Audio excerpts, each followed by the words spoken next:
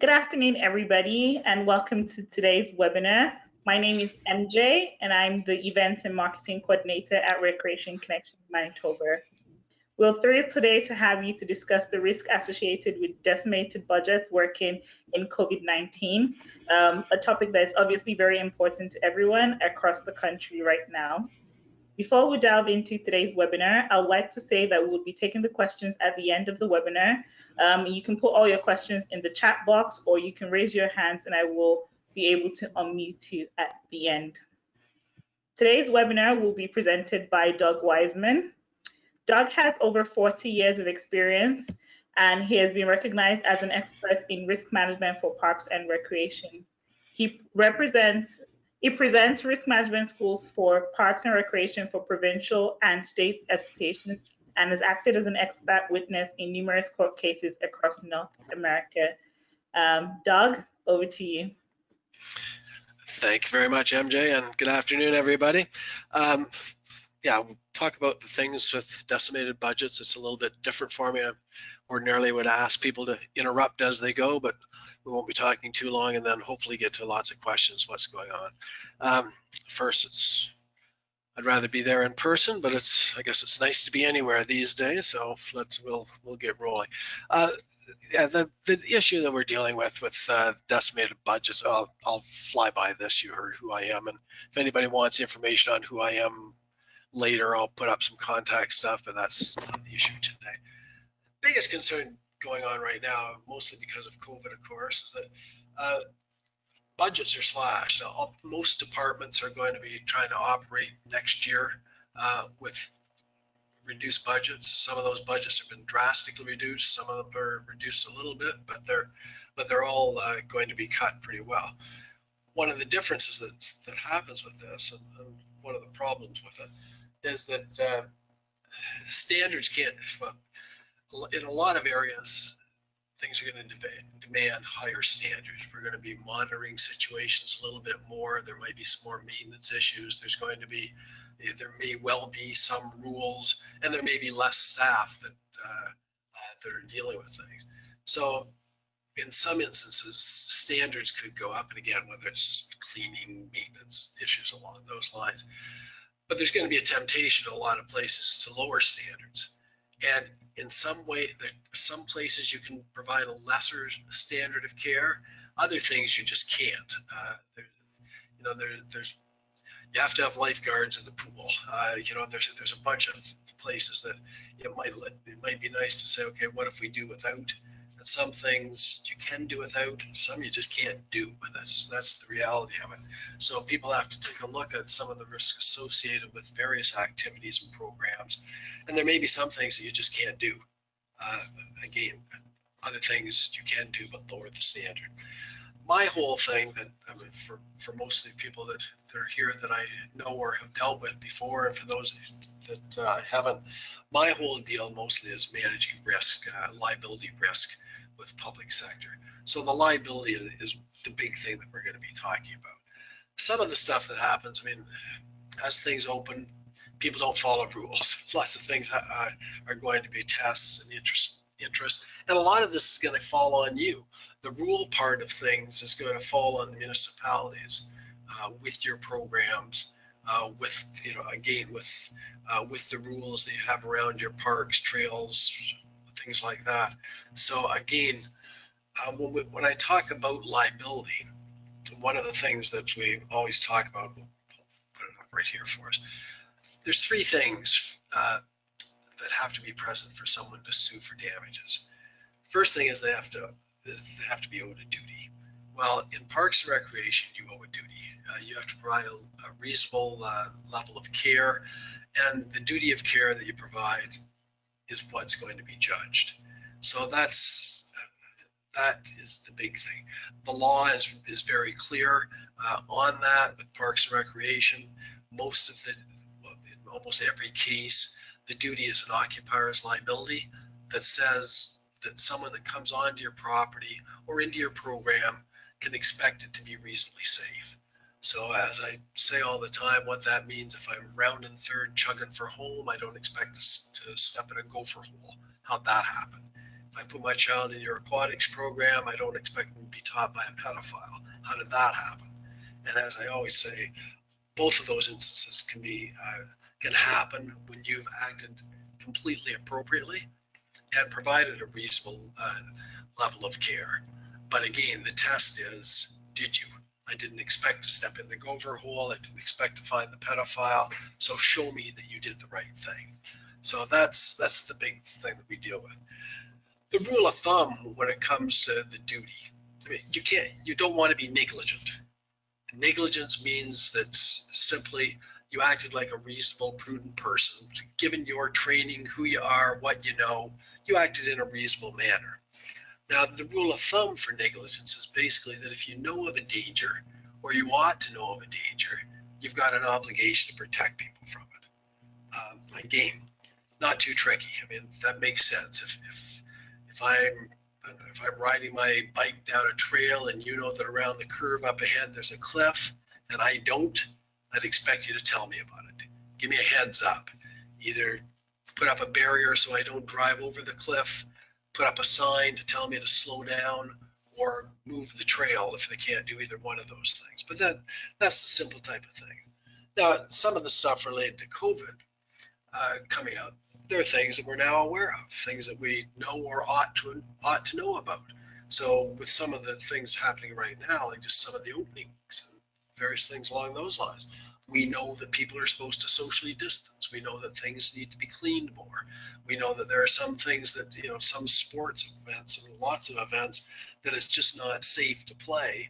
So even though the public may be saying, let me do it, let me do it, let me do it, you know, or you ought to know that it's not safe to do that.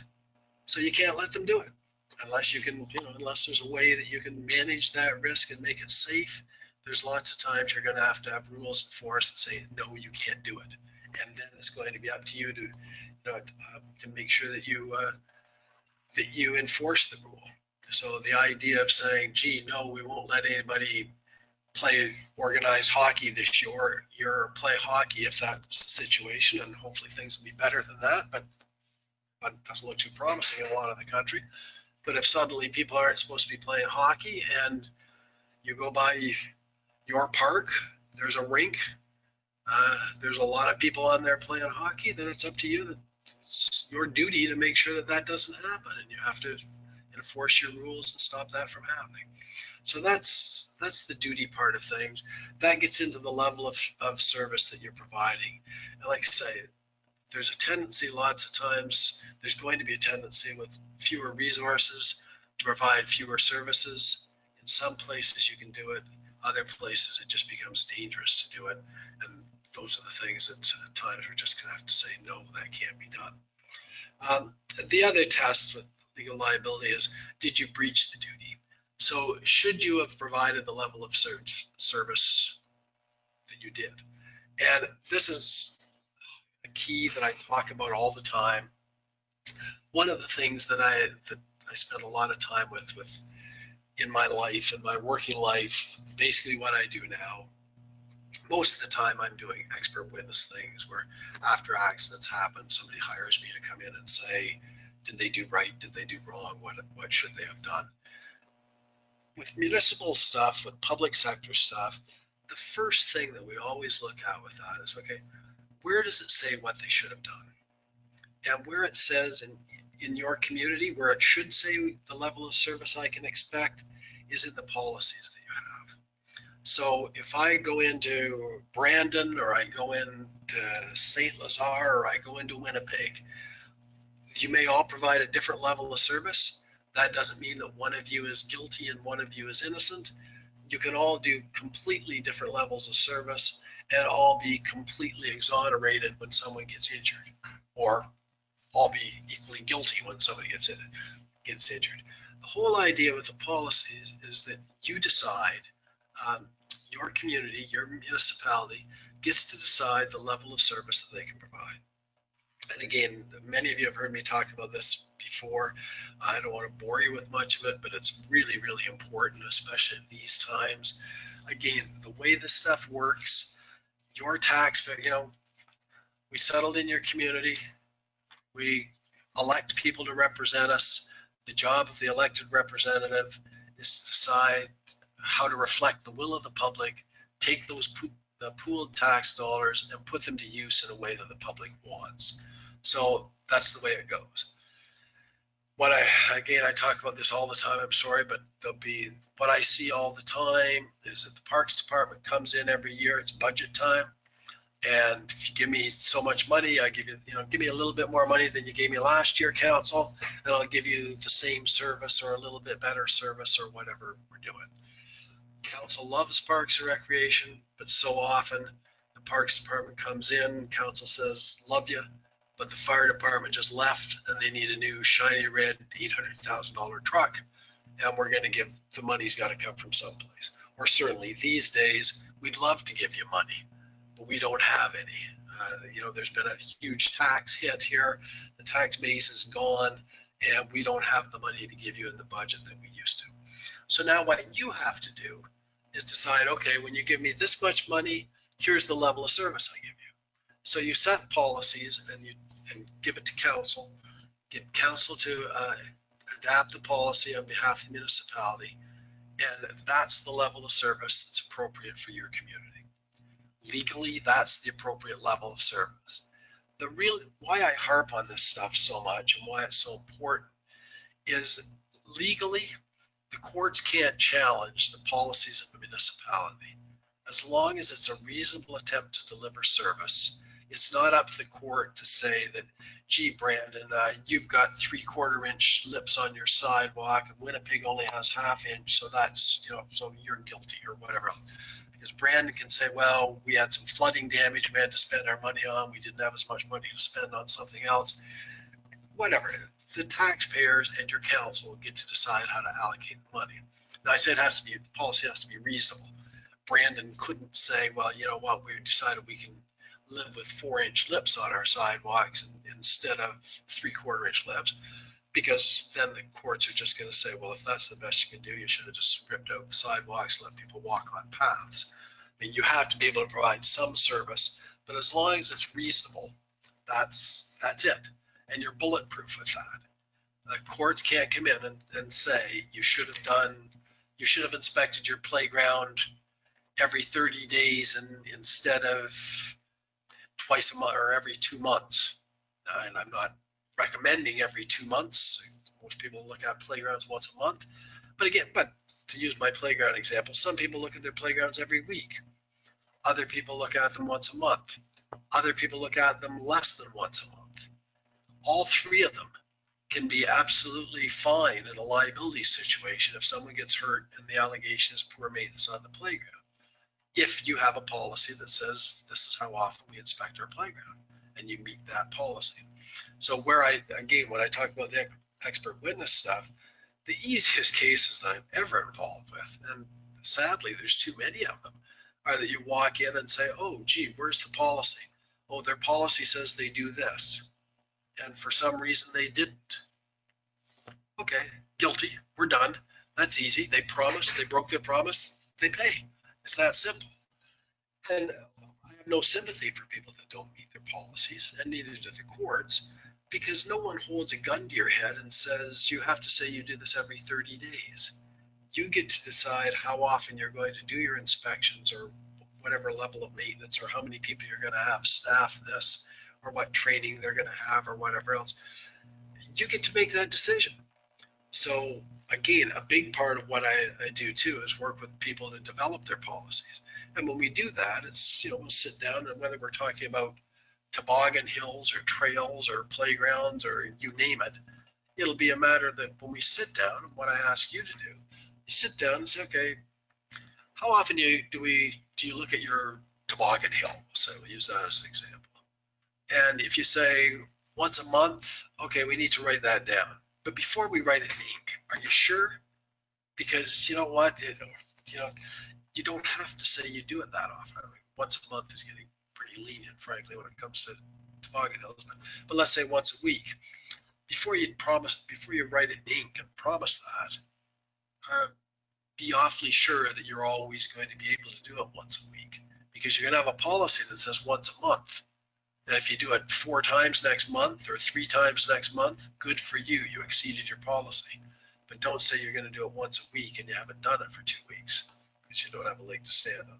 So one of the things, as I've rambled through all this, one of the big things with lower budgets, it's reasonable to me that if you've got less, you can do less. So people have to take a look at what their policies say and see what the new level of service is. Make sure that you have a policy that says in 2021, this is what we do. And it reflects reality and has nothing to do with what you did in 2020, because in 2020 is going to be gone, and it's a different world. So for those of you that don't have policies right now that you should have, you're lucky. You should have had them already, but you're going to need them. Everybody needs them anyway. 2021, you should be getting policies all lined up that reflect the new reality, and then you're fine. And again, if someone gets injured in your park or in a program and says, gee, in 2020 they did it this way, the level of service wasn't as good in 2021, too bad. There's nothing you can do about it. You couldn't run out to the money tree and grab more. It's, that's the reality, and you just have to make sure that your policies are there to reflect the reality. But again, without policies, you're in a bad spot, because without policies, if someone gets injured, they're just going to say, you should have done better. And 9 times out of 10, they're going to be right and they're going to win. They're going to say, my child didn't go to the park expecting to get hurt. They got hurt because the Parks Department didn't do as good a job as they should have. And again, my apologies to people that have heard me say this before. But the example I use all the time is, I'll use a simple playground. If my friends in Brandon inspect playgrounds once a week, but don't have a written policy, and someone gets hurt in their playground, if I was acting for the injured party, or don't say me, I'm not a lawyer, but my kids are, and have one of them act for them. If one of them are acting for the injured party, first thing I'm going to say is, the way the case is going to go is, Your Honor, gorgeous child, goes to the park, just wants to play. Because the lazy civil servant Parks Department here, the witness in this case, didn't do what they should have done, the child's badly injured, killed, whatever. Thinking of my friends from Brandon here, if Brandon says, wait a minute, Your Honor, the norm in Canada is that playgrounds get inspected once a month, we do ours once a week, we should be getting an attaboy here, I'm going to say, I don't care. They should have done better. The child got injured on Thursday. What time did you get to work on Thursday morning? And then what did you do? And then what did you do? Okay, you were busy Thursday. Let's go to Wednesday. How about Wednesday? Oh, Wednesday, I had a couple of guys go out and cut the grass at the ball diamond. There's an old timer slow pitch game. Gee, Your Honor, I'd suggest a better use of their time would have been to make sure the child could come home safely from the playground and let the old guys play with the grass an inch longer. Explain to me you made the right call, and good luck. On the other hand, though, if they come in and say, here's our policy, we're supposed to inspect monthly, we did, game, set, match, you win, everybody goes home, and that's all there is to it. But you have to have the written policy. It's boring hearing me harp on that. I apologize for that, but it's so important. And I can't tell you how many times that I've seen people win cases easily because they pull out the policy and show they met it. And it's almost funny. It's sadly funny. The other cases you see where people are kind of babbling away trying to explain they did the right thing, and they can't do it. You just need the piece of paper. So move past that. I save you some time. I already talked about negligence and the rule of thumb that if you should be aware of a danger, you've got an obligation. The way the courts, the Supreme Court of Canada said, true policy decisions involve social, political, and economic factors.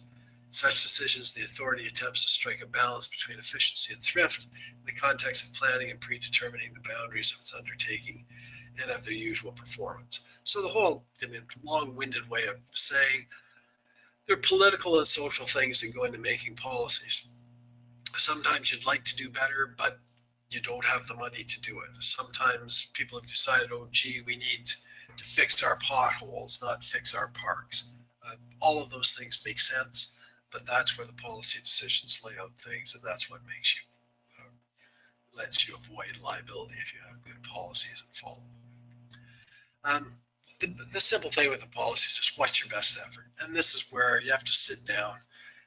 And while I feel guilty harping about this so much, it's an easy thing to do. I don't feel guilty asking people to do it. I don't ask people to do anything differently than they do now. But what you should do, if you don't have a policy, you just sit down and whatever it is you're looking at, whether it's like say your trail, your skate park, your rinks, I don't care anything, your programs, you look at it and say, what do we do now? Okay, if someone walked in, and again, if some idiot like me walked in after a child was badly injured and said, show me how you look after your whatever it is, your skate park, what can you show me? And you should be able to hand me a piece of paper that says this is what we're supposed to do, and here's the piece of paper that shows we did it. That's simple. And if you can't do that, get the piece of paper. That's also simple. You sit down and figure out how you do it, write it out, make it a policy, and then make sure you meet it. So again, very, very important, very easy to do. At the end, again, I'm going to have contact information. I've got sample policies that I'm always happy to give people if they need any help with that. Carry on with that too much more. Big thing, huge thing, going into 2021 and beyond, with the decimated budgets, people are going to, should, in my view, rely a lot more heavily on volunteers than they have in the past. In a lot of places, there are things that inspections still need to be done. Most of this stuff isn't rocket science. I mean, I do an awful lot of inspections. There's not a heck of a lot of expert, there's no engineering degree in looking at a trail that's needed to do an inspection of a trail, or looking at most things. Looking at playgrounds, I don't want to open a bag of snakes too much with playground inspections, but most times if people, not everyone has, well, let me back up a little bit. Not everyone has to be certified to inspect a playground, in my view. Very clearly, not everyone has to be. I know a lot of people that would never get certified as a playground inspector because they're not very good at writing the exams. But a lot of those people that I'm talking about, I would let inspect anything because they know the stuff inside out. They're just not good at writing the exam, and they'll probably never get certified to do it, which is fine with me.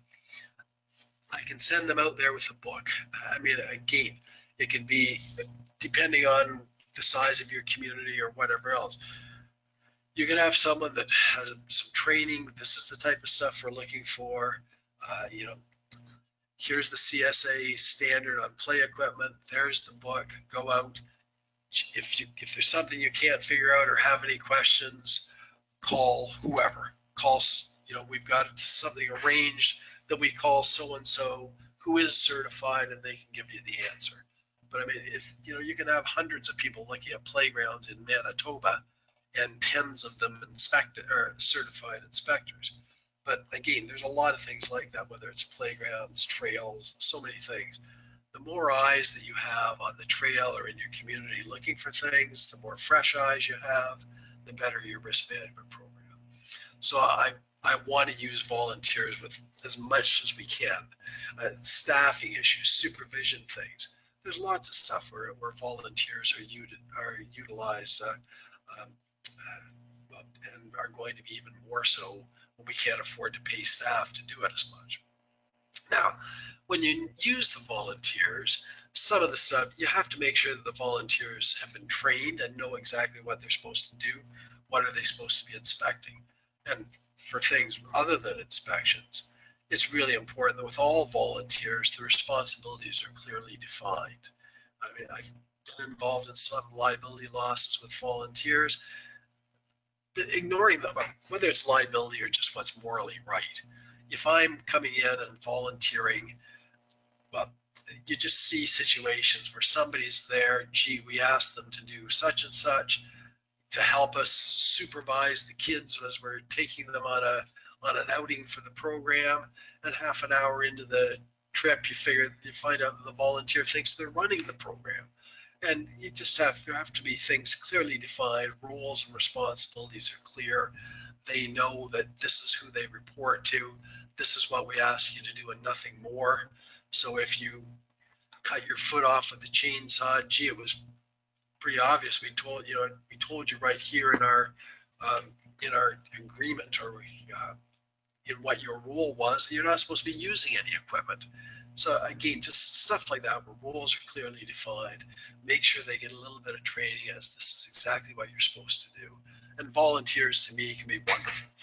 The other thing, volunteers, just as a matter of interest, they're automatically covered on insurance policies and municipal liability policies as long as they're acting on behalf of the municipality. So there's real no downside to using volunteers that I can see, and especially in tight times, they're going to be needed even more. So that's one of the issues we have. This is just a simple waiver for volunteer employees, and it just sort of sets out, this is who I am. Big thing is, we'll be performing the following duties. So what is it that I'm supposed to be doing for you? And we lay it out. This is what we expect you to do. You're not doing anything else. I report to so-and-so. I understand that I'm not supervising anybody. I'm not doing all that. I understand I'm not getting workers' compensation. I'm not covered by all that stuff. But just a simple thing, a simple form that sets out, here's what I'm doing. Here's where you go with that.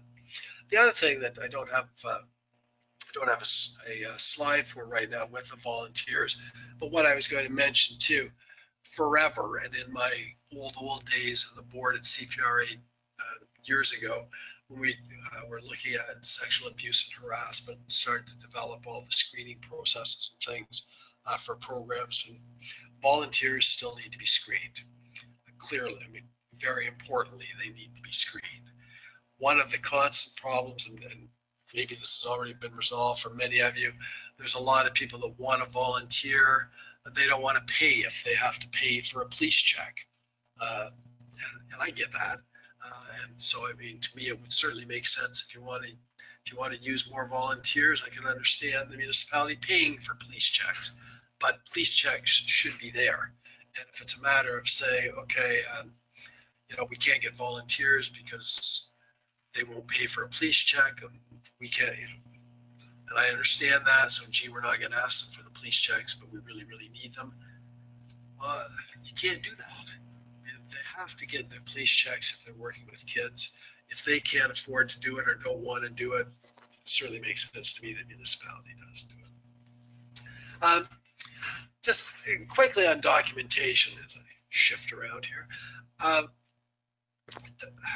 Documentation is the key to everything.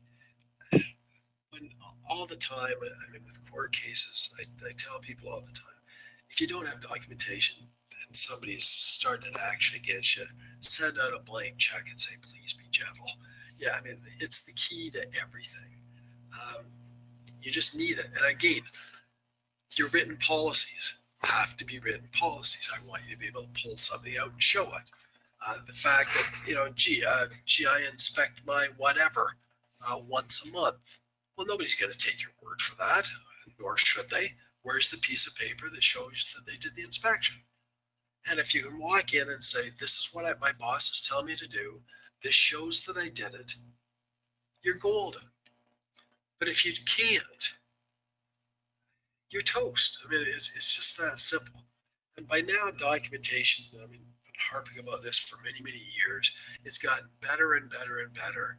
You can document things electronically. It's a lot, there's many easy ways to do it, but you have to have the documentation. I mean, it's just that simple. And not just to protect your organization, more importantly, to protect yourself. And I mean, I won't go through, rehash the whole story again, but I can go on with many stories. Well, I think of the one that I always talk about, where a boy was really, really badly injured at an ice rink. The allegation was that the ice wasn't good. The arena manager had no documentation. Because of that, They lost the case, and it was close to $8 million in damages. The worst thing about that case to me was that everybody in the small community knows that Ron's the arena manager. Because it was a small community, when the boy got hurt, again, everybody in town knew it. When people saw in the paper that the courts awarded $8 million in damages, everybody knew Ron didn't do his job. And he ended up going from being good old Ron that everybody in the community liked to be the day after the case was decided, he was Ron, the guy whose laziness caused the kid to be in the wheelchair for the rest of his life. And his reputation was gone, and all because he didn't have a penny piece of paper. And I've seen a number of cases like that.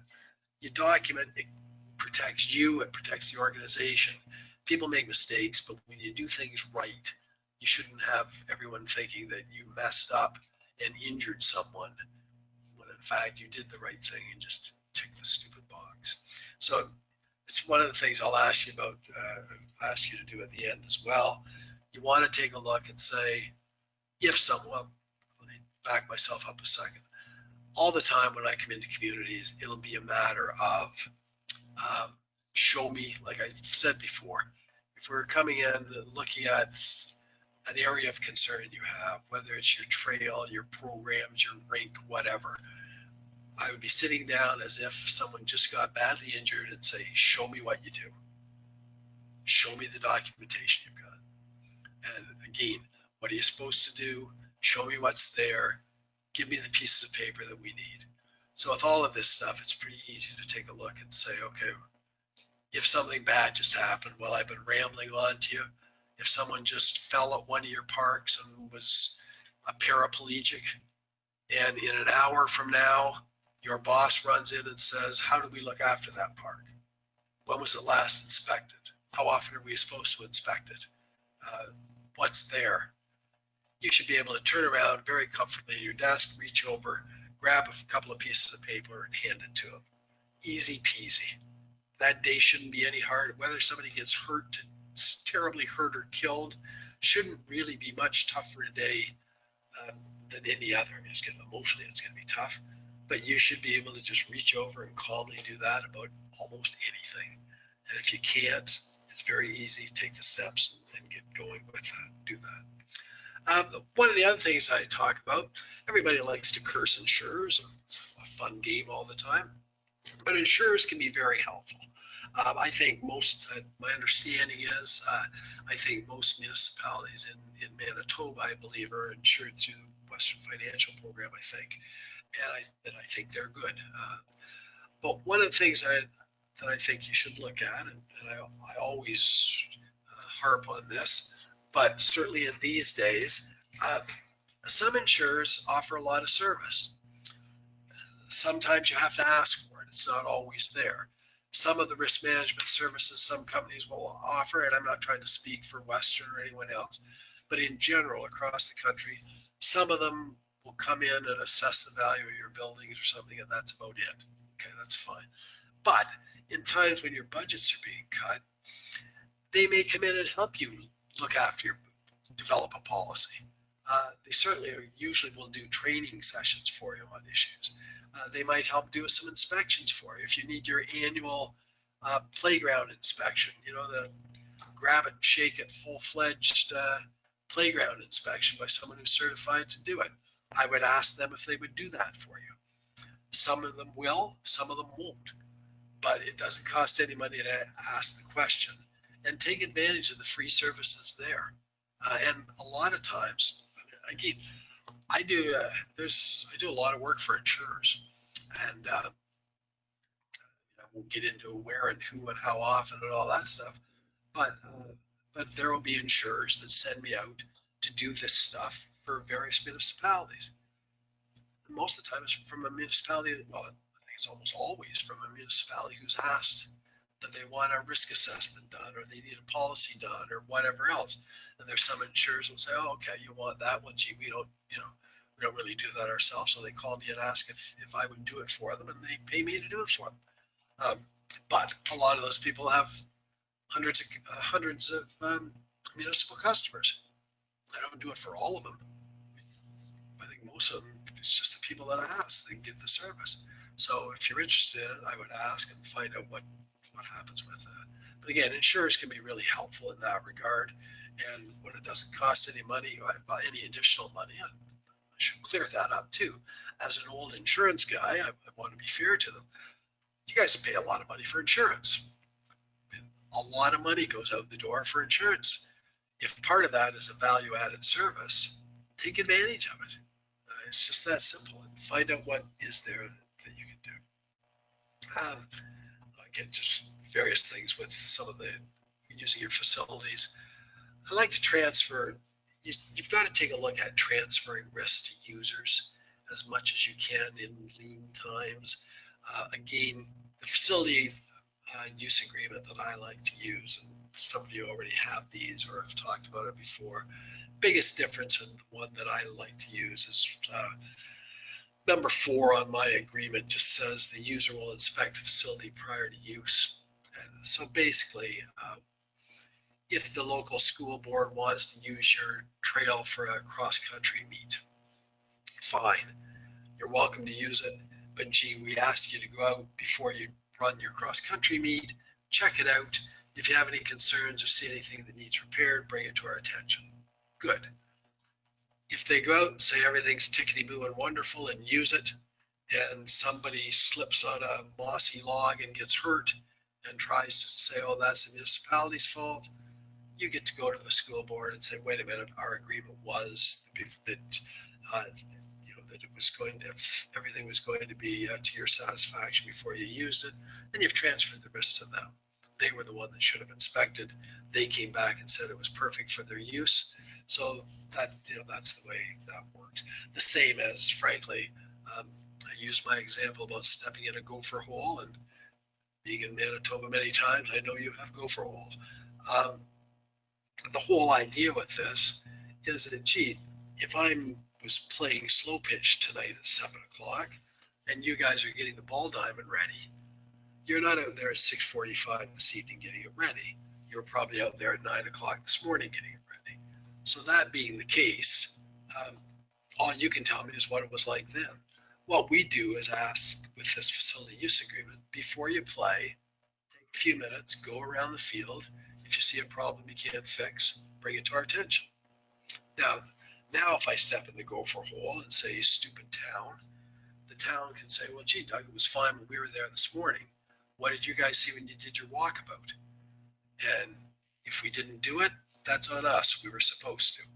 So again, hopefully if we did the walkabout, we saw the gopher hole, we filled it in, nobody gets hurt, no harm, no foul. But it's just things like this, simple little things that can transfer the risk to somebody else. And when you don't have as many resources as you used to, you want to look at everything that you've got and see if you can possibly transfer that risk over. Hold harmless agreements are things that have always been used anyway, but all this is just saying, if I let you use my field, I let you use my hall or whatever, you'll provide insurance. These things should have already been in place anyway. It's just a little reminder for these, but they're not really any COVID related thing. It's just something that you should always have as part of your transfer of risk. Just sort of winding up before we get questions, kind of where we go from here. 3 basic things. Just sort of want you to remind you, take a look, if somebody got hurt, what written policies are there that outline what should be there. Make sure that your policies reflect an accurately reflect the level of service that you provide. Policies can change. Policies should change. Policies should be different. As I say all the time, municipalities aren't all identical. Some of you have a lot more miles of trail than others, and a lot fewer staff to look after it than others. There's a lot of, you do different things, provide different services. So it shouldn't be. I don't expect you all to be the same. I don't expect yours to always be the same. But it's important to take a look.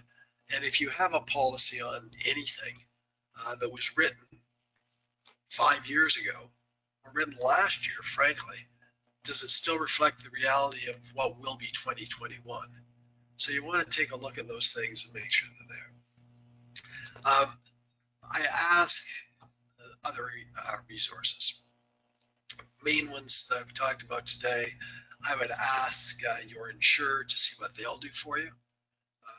I would ask volunteers. I would try to encourage volunteers to come in and work with you as much as possible. And they can raise your level of service without raising your budget a nickel. So that's the other thing. And then I would watch, make sure that all your rules are enforced. And as I said, with COVID things going on, there's various rules you're going to have. If people aren't supposed to be doing something in your facility, you can't let them do it. Simple. And if you let them do it, you're taking on all the risk for that. So you just want to watch and make sure that stuff like that goes on. But those are kind of the simple, basic little things. That's my little thank you. Because I can't see you, so nobody can't see you or hear you yet, so nobody can offend me. So I'll thank you anyway. But that's really about it. I'll put up my contact information. If anybody has any questions, I've got a manual that if you just drop me an email, and I'll be happy to send you a PDF of a manual that goes along with this program about reduced budgets and how to act within it, and basically go over some of the things that we just talked about. But that's basically my rambling part, which hopefully leaves us about 20 minutes or so for questions if there are some. And if whether it's on this or any other topic while we're here, I'd be happy to hear from you.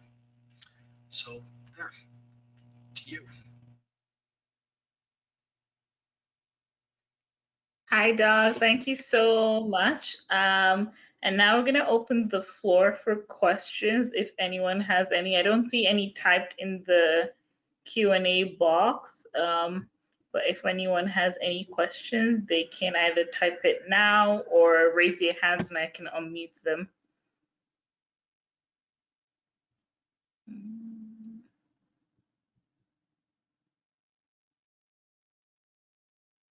Not really seeing any. Okay, we have a question. So author is asking who would be laying out guidelines for hockey? Two things. It's going to be the Provincial Hockey Association. Should be, well, for organized hockey, I would think it's going to be Provincial Hockey Association in concert with the province, with health units, things along those lines. And again, are you meeting with COVID-related hockey concerns?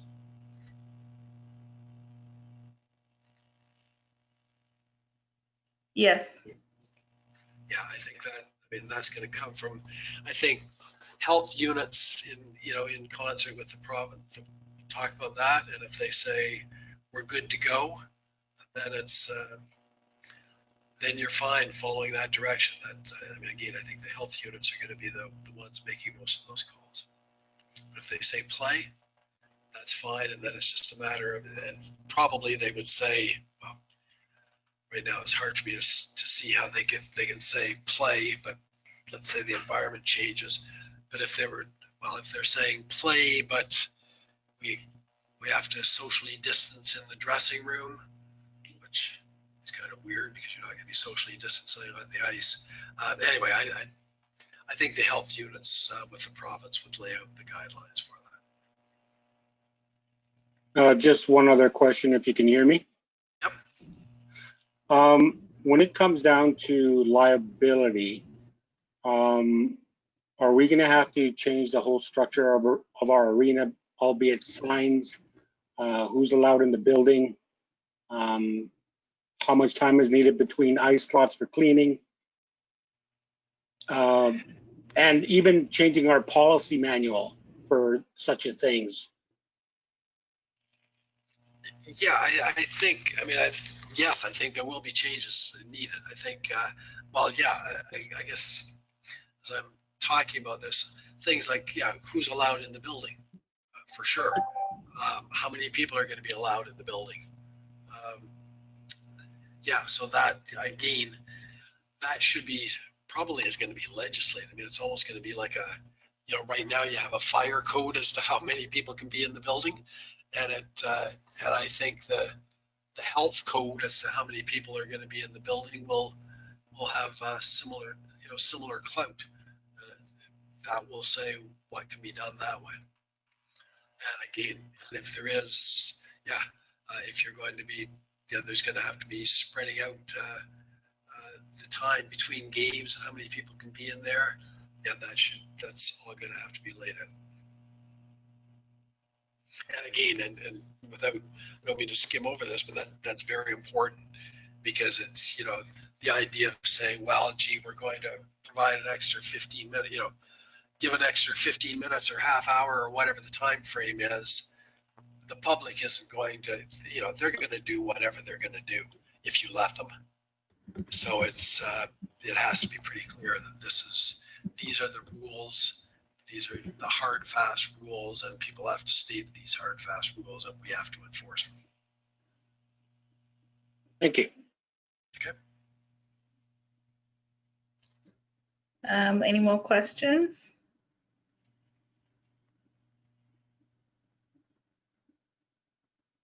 No, I don't see any.